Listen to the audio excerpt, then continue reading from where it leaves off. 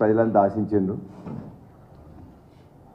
కానీ పైనుండి కింది వరకు ఇవాళ అహంకారంతో, అబద్ధాలతో, అసత్యాలతో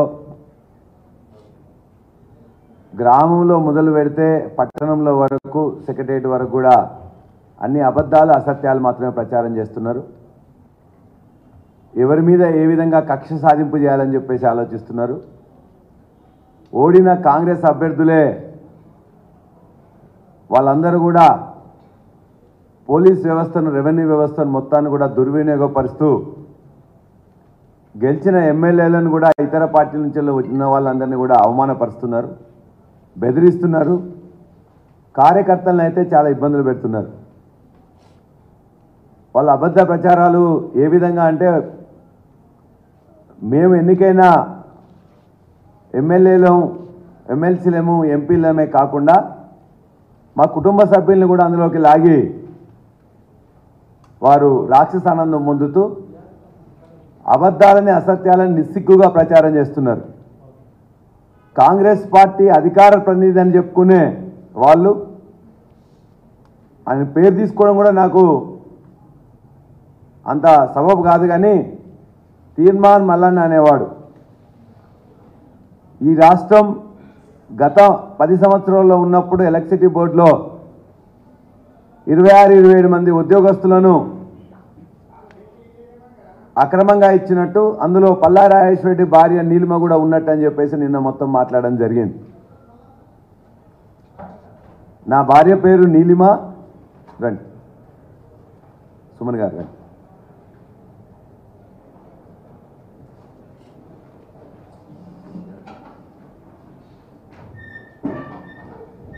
నా భార్య పేరు నీలిమ.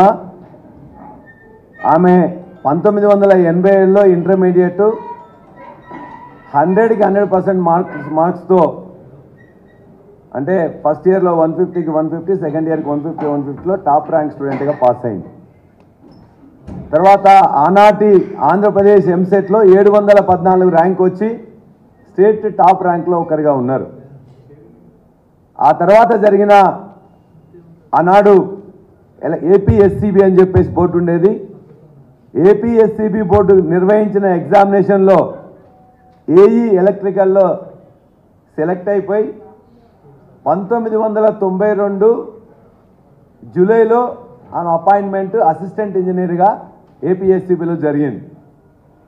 ఆ తర్వాత 9 సంవత్సరాలకు 2001 నవంబర్లో ఆమె అసిస్టెంట్ డివిజన్ ఇంజనీర్గా ప్రమోషన్ వచ్చింది. ఆ తర్వాత 2015 జనవరిలో డివిజనల్ ఇంజనీర్గా ఆమెకు ప్రమోషన్ రావడం జరిగింది. అంటే 92లో అసిస్టెంట్ ఇంజనీర్ అయితే, ఆనాడు తెలంగాణ ఉద్యమం లేదు, లేకపోతే ఏ పార్టీలు అధికారంలో లేవు, టీఆర్ఎస్ లేదు, లేకపోతే ఇంకెవరు లేదు. ఆ తర్వాత 2001లో తెలంగాణ ఉద్యమం కూడా అప్పుడే మొదలవుతున్న సందర్భంలో అప్పటికే ఏడీ అయింది. ఆ తర్వాత తను అనేక ప్రాంతాల్లో ఏఈగా, ఏడీగా, డీఈగా పనిచేసింది. సిటీలో విద్యుత్ సౌధలో, ఎర్రగడ్డలో ఉండే ఆఫీసులలో, కల్వకుర్తి, మహబూబ్నగర్ సంబంధించిన కల్వకుర్తిలో, మిర్యాలగూడలో పనిచేస్తున్నప్పుడు 6 మంత్స్ డెప్యుటేషన్ కూడా సెక్రటరియట్లో పనిచేసింది. ఇది తన 30 సంవత్సరాల జీవితంలో దరిదాపుగా ఒక 19-20 సంవత్సరాలు మాత్రమే పనిచేసి, ఆ తర్వాత తను లీవ్ పెట్టినప్పుడు కూడా శాలరీ తీసుకోకుండా లీవ్ పెట్టడం జరిగింది. ఆ తర్వాత 2020 నవంబర్ 19వ తారీఖున విఆర్ఎస్ తీసుకోవడం జరిగింది. 2016 నుంచి 20 వరకు మొత్తం శాలరీ తీసుకోకుండా లీవ్ పెట్టుకొని 2020లో విఆర్ఎస్ తీసుకోవడం జరిగింది. ఇది క్లుప్తంగా ప్రెస్ మిత్రులందరికీ కూడా ఆమె జాయిన్ అయిన ఏఈగా ఎప్పుడు జాయిన్ అయినరు, ఏడీగా ఎప్పుడు ప్రమోషన్ వచ్చింది, డిఈగా ఎప్పుడు ప్రమోషన్ వచ్చింది, ఏ రోజు డెప్యుటేషన్ వచ్చింది, ఏ రోజున మొత్తం తను వాలంటరీ సర్వీస్ రిటైర్మెంట్ తీసుకున్న అన్ని విషయాలు కూడా మీ మిత్రులందరికీ కూడా ఇప్పుడే మీకు వాట్సాప్ ద్వారానే మొత్తం పంపించడం జరుగుతుంది. ఒక టాప్ ర్యాంక్ స్టూడెంట్ అయిపోయి వామపక్ష విద్యార్థి నాయకురాలుగా ఆనాడు ఉండి ఇక్కడ ఉన్న అనేక మంది విద్యార్థి నాయకులకు కూడా తెలుసు. ఆ విధంగానే మేము మ్యారేజ్ చేసుకోవడం కూడా జరిగింది.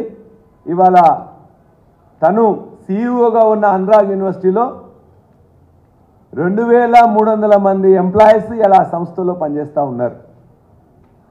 1998లో మేము ఈ విద్యా సంస్థలు పెడితే ఈ 25 సంవత్సరంలో ఒక్క నెల కూడా తప్పకుండా ప్రతి నెల 5వ తారీఖు మాత్రమే ఇప్పటి వరకు కూడా జీతాలు పే చేస్తున్నాం. ప్రతి ఎలిజిబుల్ ఎంప్లాయీకి పిఎఫ్ కానీ లేక ఈఎస్ఐ కానీ లేక ఇతరత్ర ఏదైతే స్టాట్యూటరీ ఉన్నాయో అవన్నీ కూడా పే చేస్తున్నాం. అటువంటి అన్ని విద్యా సంస్థలు అనురాగ్ విద్యా సంస్థలకు తను సీఈఓగా ప్రస్తుతం ఉన్నది.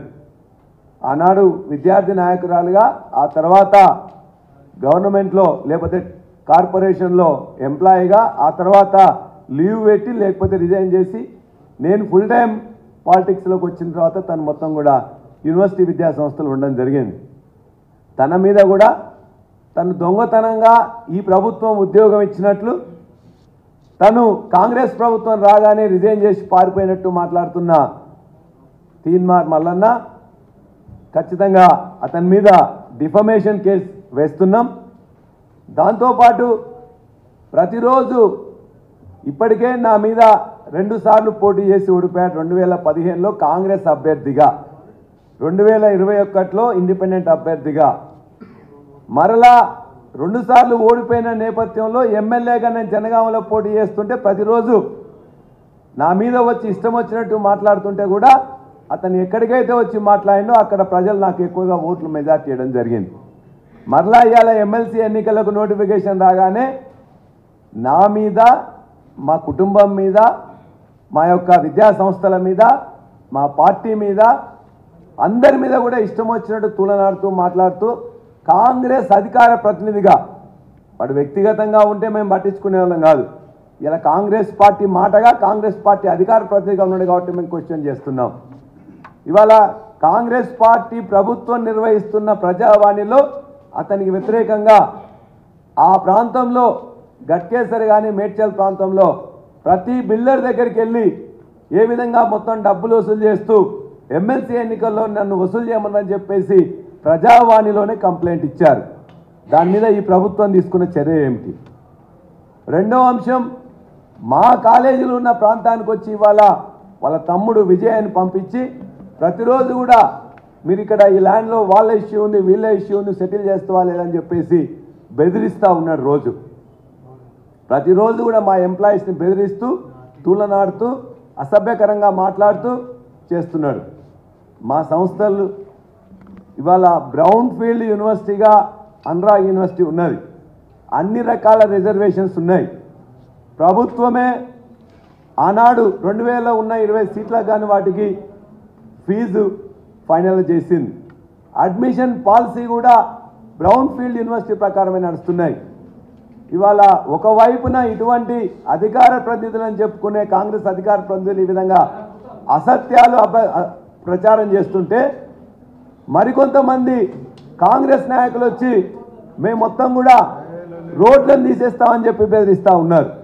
ఇంకొంతమంది మాకు డబ్బులు ఇస్తారా ఇయ్యరా, లేకపోతే మీ కన్స్ట్రక్షన్స్ కానీ ఇవన్నీ చూస్తాం, కాంగ్రెస్ పార్టీ వచ్చిందని చెప్పేసి బెదిరిస్తూ ఉన్నారు. ఇక నియోజకవర్గంలో అయితే ఓడిపోయిన అభ్యర్థి చుట్టే పోలీస్ యంత్రాంగం మొత్తం ఉంటుంది, రెవెన్యూ వ్యవస్థ మొత్తం ఉంటుంది. అతను ఓడిపోయిన అభ్యర్థి నిన్న మా కుమరవెల్లి మల్లన్న ఎవరైతే ఈవో ఉంటాడో అతన్ని నన్ను కూడా ఇవాళ పైకి పిలిచినందుకు మొత్తం కూడా ఆయన్ని తిట్టడం, బూతులు తిట్టడం జరిగింది. అంటే వ్యవస్థ ఎక్కడికి పోతున్నది? ప్రభుత్వాలు వస్తూ ఉంటాయి, పోతూ ఉంటాయి. పార్టీలు వస్తూ ఉంటాయి, పార్టీల ప్రభుత్వాలు వస్తుంటే పోతుంటాయి. ఈ 29 రాష్ట్రాల్లో కేంద్రంలో కూడా ఇప్పటిదాకా అనేకం వచ్చినాయి. కానీ దురదృష్టవశాత్తు ఈ విధంగా ఈ కాంగ్రెస్ ప్రభుత్వం చేస్తున్నంత ఇవాళ అసత్య ప్రచారాలు కానీ, అడ్డగోలు వాదనలు కానీ, అందరినీ బెదిరించడం కానీ ఇంతవరకు ఎవరు చేయలే. ఇవాళ ఖచ్చితంగా వాటి మీద చట్టపరంగా మేము ఖచ్చితంగా చర్య తీసుకుంటాం. అంతేకాకుండా నా భార్య మీద ఏ విధంగానైతే ఈ ప్రభుత్వం ఇచ్చిందని చెప్పేసి మాట్లాడుతుండో, కాంగ్రెస్ అధికార ప్రతినిధిగా మాట్లాడింది కాబట్టి కాంగ్రెస్ ఎంక్వైరీ చేసుకొని ఒకవేళ ఏదైతే నిజానిజాలు తెలుస్తుందో దాని మీద వారిని చర్య మీద తీసుకుంటారా లేకపోతే క్షమాపణ కాంగ్రెస్ పార్టీ తరఫున క్షమాపణ చెప్తారా చెప్పాలని చెప్పేసి మేము డిమాండ్ చేస్తున్నాం. అంతేకాకుండా ఇవాళ చాలామంది ఎమ్మెల్సీగా నువ్వు పోటీ చేస్తే చేయొచ్చు, కాంగ్రెస్ పార్టీ అభ్యర్థిగా నువ్వు ఎవరికైనా ఇస్తే ఇవ్వచ్చు. కానీ కాంగ్రెస్ ఇంతకుముందు నేను పోటీ చేసిన వాళ్ళను నేను తూలనాడుతా, నేను ఇష్టం వచ్చినట్టు చేస్తా అంటే కుదరదు. ఎట్టి పరిస్థితుల్లో ఇటువంటి బెదిరింపులు కానీ ఎవరు కూడా సహించరు. ఇది తెలంగాణ రాష్ట్ర సమితి ఉద్యమ పార్టీగా ఉంది.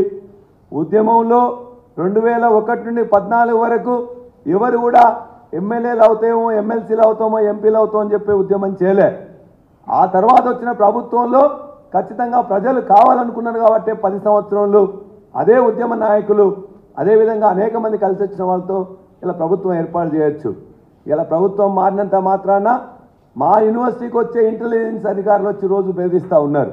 ఇంటెలిజెన్స్ వర్గం మొత్తం కూడా ఇవాళ ఉన్న ముఖ్యమంత్రి గారి అధికారంలో సేవలో తరించవచ్చు, కానీ ఇతరులందరినీ కూడా అంటే పోలీస్ వ్యవస్థను మొత్తం కూడా ఓడిపోయిన అభ్యర్థులకు కాంగ్రెస్ అభ్యర్థులకు మద్దతుగా ఉండడం లేక ఇతర యొక్క సంస్థల్ని ఇవాళ అనేక సంస్థలు ఉంటాయి, ప్రభుత్వ పరంగా ఉన్న సంస్థల్ని అదేవిధంగా జిల్లాల్ని అన్నిటిని కూడా మొత్తం వద్దనుకోవడం ఒకవైపు, రెండో వైపు ప్రైవేట్గా ఉన్న సంస్థల్ని కూడా ఇతర పార్టీల వాళ్ళకి సంబంధించినట్టే వాటన్నిటిని కూడా కూలగొట్టాలని చెప్పేసి లేకపోతే మూతవేయాలని చెప్పేసి అనుకోవడం మరొకటి దురదృష్టకరం.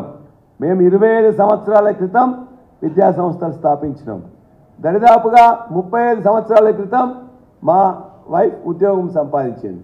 ఇవాళ వాళ్ళ మీద కూడా నువ్వు దుష్ప్రచారం చేస్తున్నావు అంటే నువ్వు చేస్తున్నవన్నీ కూడా అడ్డగోలు వాదనలు అసత్యాలని చెప్పి తేలుతుంది.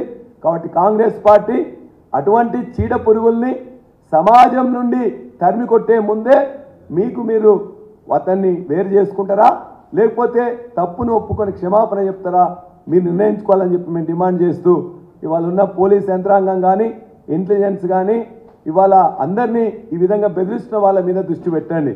అంతే తప్ప మమ్మల్ని బెదిరించడానికి అని చెప్పేసి మీ వ్యవస్థను మొత్తం ఉపయోగించుకోవద్దని చెప్పేసి కూడా మీ ద్వారా ఇంటెలిజెన్స్ కానీ పోలీస్ కానీ